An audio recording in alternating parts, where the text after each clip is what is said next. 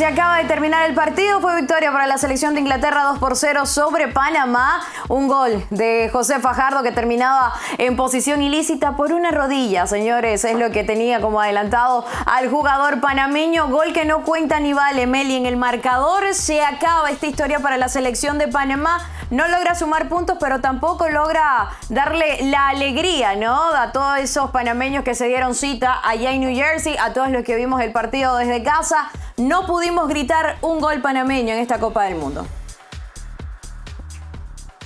Sí, Male, buenas tardes para todos, para Milton también. La verdad que tantas sensaciones encontradas porque es esa competitividad que Panamá tuvo de principio a fin, sin importar el rival que tuviese enfrente, sin importar las grandes figuras que pudiese presentar hoy en cancha la selección de Inglaterra, incluso cortando, digamos, el avance de jugadores en el campo, como Harry Kane, por ejemplo, que no pudo hacer mucho en ese primer tiempo. Obviamente después se impone también la calidad, como lo hizo Bellingham, tanto él y Harry Kane, para marcar los goles.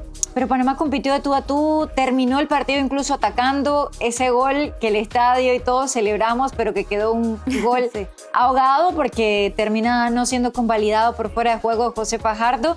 Yo creo que Panamá dejó notas muy positivas, pero sí, la deuda sigue siendo el gol.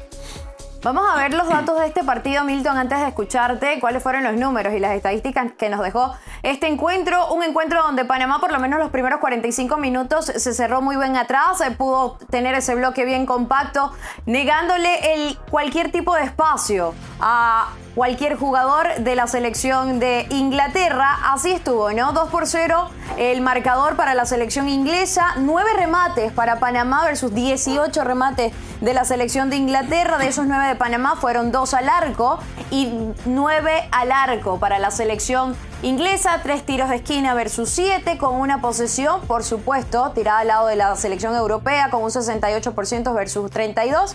Y en cuanto a las faltas, fueron 2 tarjetas amarillas, 2 cartulinas amarillas para Panamá versus una cartulina amarilla para la selección de Inglaterra. Un partido complicado, Milton, antes de ir con Adolfo, un partido complicado que estaba, ¿no?, y que se analizaba, por supuesto, de esta manera, un partido en el que Panamá no logra tener la posesión, pero sí tuvo por lo menos bastante o más remates de los que ya había mostrado en los 2 partidos anteriores.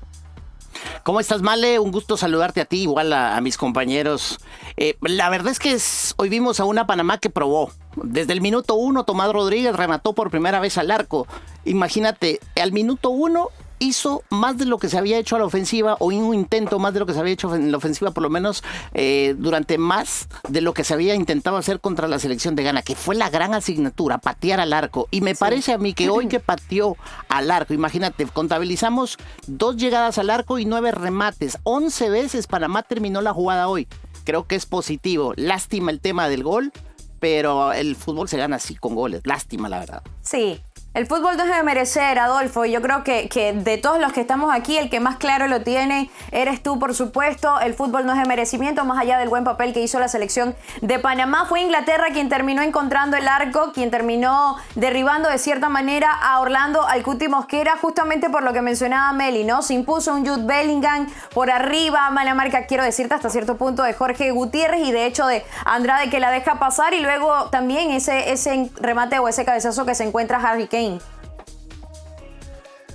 Sí, si fuera el merecimiento, tuviéramos ya en la otra fase por los 3 partidos buenos que hizo la selección. Yo creo que hoy, a pesar de replegarse bien en mitad de cancha hacia atrás, por fuera no, el primer tiempo no hubo tanto de borde. Yo creo que por ahí 1, 2, 3 por el lado de Amir Murillo y dos despites es lo que nos cuesta el marcador, ¿no? Creo que lo hablábamos anteriormente, que había que estar 100% concentrado, porque el primer despite, claro, que le pueda dar a una selección como Inglaterra, te lo iba a hacer pagar. Ahora, Meli, recordando las palabras de Thomas Christiansen en conferencia de prensa, decía, entre tantas cosas, hay que tener mucho cuidado, ¿no?, con las pelotas paradas, con las pelotas quietas, estas jugadas que a Panamá le suelen costar, y es justamente por ese camino donde terminan anotando estos 2 goles para esta noche, o en un partido que, te diría, se terminaba complicando por sectores. tanto como por Inglaterra no poder derribar ese cerrojo que tenía la selección panameña, y por Panamá, por supuesto, quizás al no tener o no encontrarse de la mejor manera de cara al gol.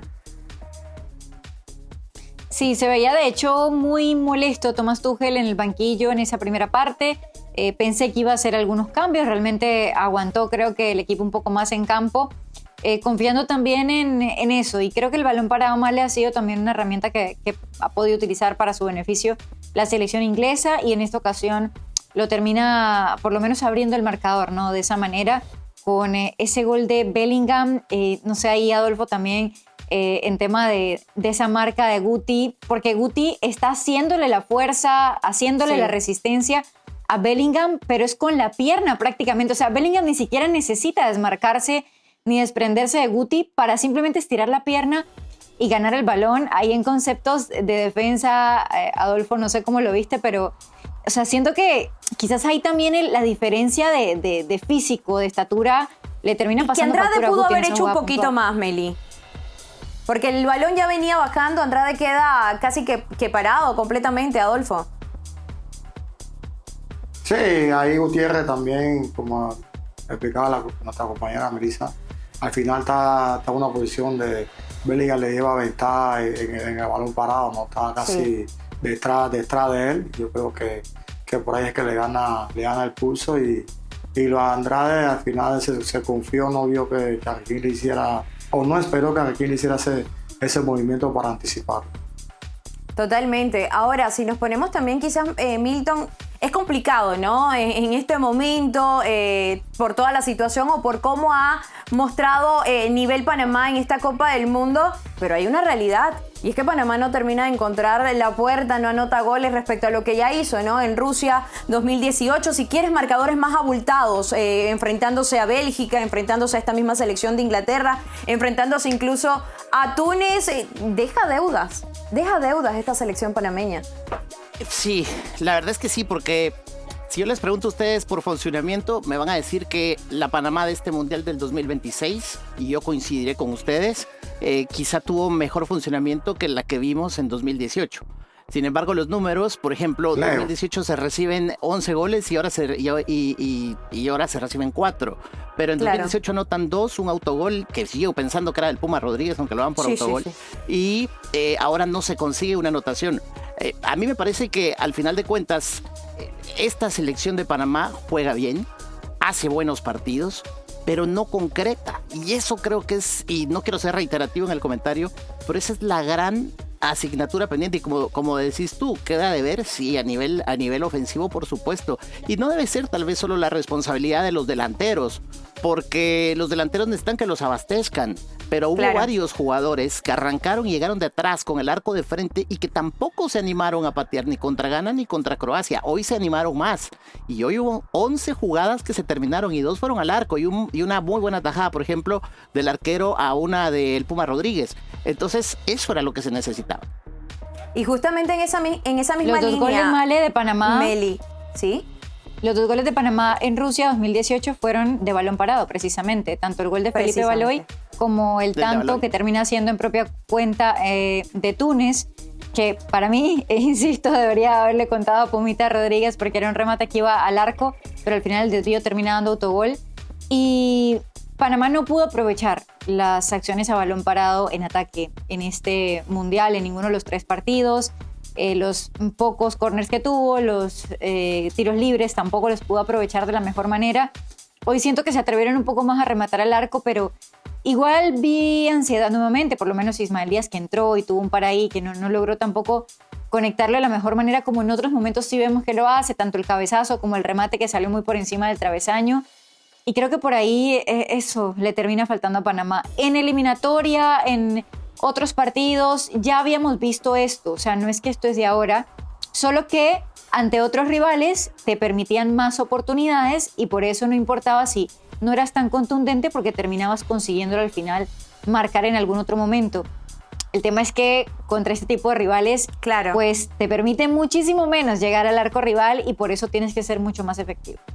Sí, más recursivo incluso. Ahora, ¿qué analizamos, no? ¿O con qué nos quedamos, Adolfo? Porque viendo ya el contexto de ambas participaciones, de las únicas 2 participaciones que tiene Panamá en una Copa del Mundo, a ver, ya lo analizamos con Meli, ya lo analizó Milton de igual forma, pero escuchando las palabras de Thomas Christiansen, una vez finalizado el partido, decía, estoy orgulloso, o estamos orgullosos con lo que mostró Panamá en el terreno de juego, en este gran escenario, sabemos que iba a ser complicado, pero los jugadores terminando de dar todo, sí, en la cancha.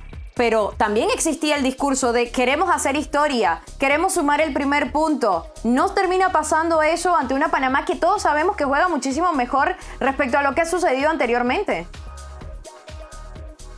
Claro, ya yo lo he hablado, lo he externado, que para mí yo creo que esta es una de las mejores generaciones que ha venido a cambiar esa imagen de cómo juega la selección nacional y estamos agradecidos con ellos, ¿no? De buen desempeño que han hecho en este mundial y por ahí no queda sin sabor, ¿no? Como todos lo hemos hablado, de por qué no rematar el marco si tenemos jugadores que tienen buen pie, que le pegan bien. Yo no sé por qué no se atrevieron a tirar al marco. Creo que digna representación de Panamá, pero por ahí está la deuda, ¿no? De rematar el marco y lo que todos querían, ¿no? Que estos guerreros fueran los que hicieran historia en este mundial.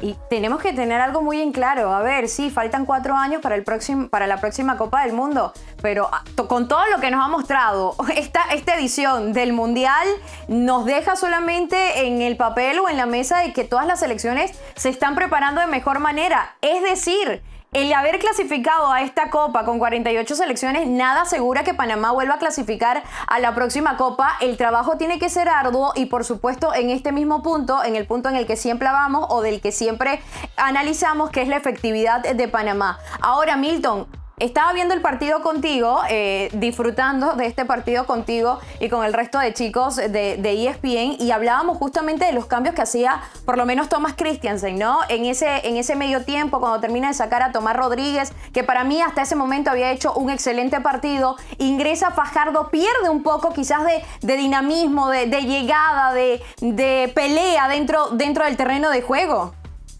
Sí, y lo compartimos contigo justamente, que yo te decía, se sintió un bajón. No sé si ustedes lo compartirán, Adolfo y Meli, pero yo decía, se sintió un bajón en el momento de este cambio, porque yo sentía que Tomás estaba enganchado y que era un jugador al que ya marcaba diferente la selección inglesa y que cada vez que tenía la pelota le caían hasta 2 jugadores. Estaba complicando un poco a la línea defensiva y juntaba mucha gente, cosa que después con Fajardo lamentablemente ya no continuó pasando. No sé si el entretiempo enfrió el partido de tal manera que ya no se sintió tanto, pero creo que Panamá perdió un poco a la ofensiva con esa modificación, creo.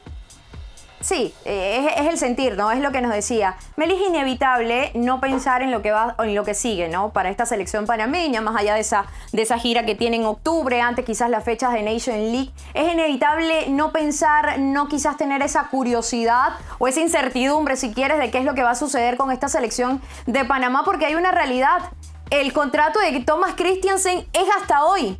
No sabemos qué va a suceder más allá de las ganas que tenga la Federación Panameña de Fútbol de mantenerlo. No sabemos tampoco cuáles son los deseos de Thomas Christiansen y por supuesto que queda la duda de qué va a pasar con esta selección, que sí ha tenido muchísimo crecimiento, pero es un crecimiento que se debe seguir alimentando, se debe seguir trabajando para todo lo que viene.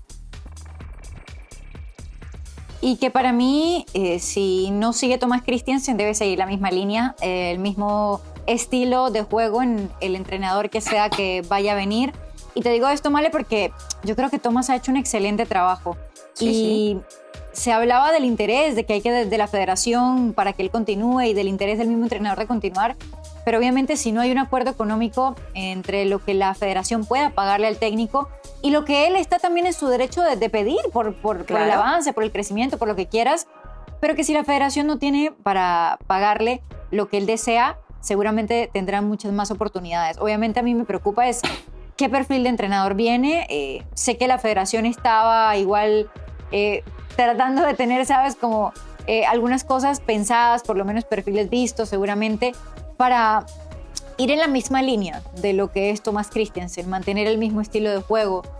Pero bueno, al final no te garantiza nada, ¿no? Yo creo que el tema aquí también hay que verlo por el tema de las elecciones en la Federación Male, y es que por esa razón lo más probable es que Panamá no tenga un entrenador de manera inmediata, sino que se espere a las elecciones que serán a finales de año y que de ahí entonces se tome una decisión concreta. Y eso llevaría a tener un entrenador interino. Y entonces ese entrenador interino ver si maneja el mismo estilo de juego que ya viene teniendo la selección. Y por eso es que como que me quedan un poco de dudas de qué va a pasar en lo que viene, pero bueno, sabemos que viene Nations, la gira asiática en el mes de octubre. Panamá tiene una base muy importante y bueno, hay que trabajar muchísimo más en esa parte ofensiva. Vienen nuevos talentos en la delantera también, lo de Kadir Barría, lo de Josué Yayita Vergara, también está un Estevis López, o sea, diferentes jugadores que vienen de esta nueva generación en cuanto a nueves, pero también en jugadores que te pueden jugar de 10, jugadores extremos como Rafita Mosquera, o sea, Giovanni Herbert, que te puede jugar más de media punta. O sea, hay talentos que se pintan para proyectarse también para selección mayor y que esperamos que se puedan ir incorporando también a la selección y poner ese toque también de calidad, ¿no? Pero también saber lo importante que significa tener una buena cabeza, y quiero decir con cabeza a un entrenador que pueda gestionar todo este tipo de situaciones, porque sí son jugadores, Adolfo, que los hemos visto por lo menos jugar en menores, el caso de Kadir Barría, que ya pudo ver minutos con la selección mayor de Panamá en amistosos y demás, pero sabes que es un jugador que te puede quizá dar buenas cosas, todo lo que hace en el fútbol brasileño, un Estevis López, que ya hemos visto toda esta gira que tiene por Alemania en esa prueba o en ese curso además que está haciendo con el Bayern Múnich. También es importante saber que la persona que vaya a llegar, sea quien sea, o sea que se quede Thomas Christiansen, es importantísimo empezar a hacer ese cambio generacional que tanto cuesta en una selección nacional. Bueno, primero se le ha aplaudido a la federación porque le ha dado esa continuidad al profe Thomas Christiansen ¿Sí? y nos ha dado este gran paso, no ir al mundial, no ha sido como anteriormente que no clasificaba a un mundial el entrenador en turno y se cortaba y venía otro y se cortaba el proceso, sino que le dio continuidad. Y lo otro maravilloso es que viene una buena camada, ¿no? Que está haciendo fila, que está lista para ya ser tomada en cuenta y por qué no también tener ese paso de hacer historia con la selección nacional, ¿no? Creo que por ahí la piedra en el camino es que ahora vienen las elecciones de la federación y no se Y puede que son hasta diciembre. negociar aún todavía con el propio, porque no sabe quién es el nuevo presidente de la federación, pero yo creo que ya la federación debe tener ese plan B que siga por la misma línea que viene trabajando la selección nacional. Yo creo que es muy importante que sigan esa línea, no traer un estratega que venga con algo distinto, porque ya así se daña todo, ¿no? Creo que es por la misma línea del entrenador actual.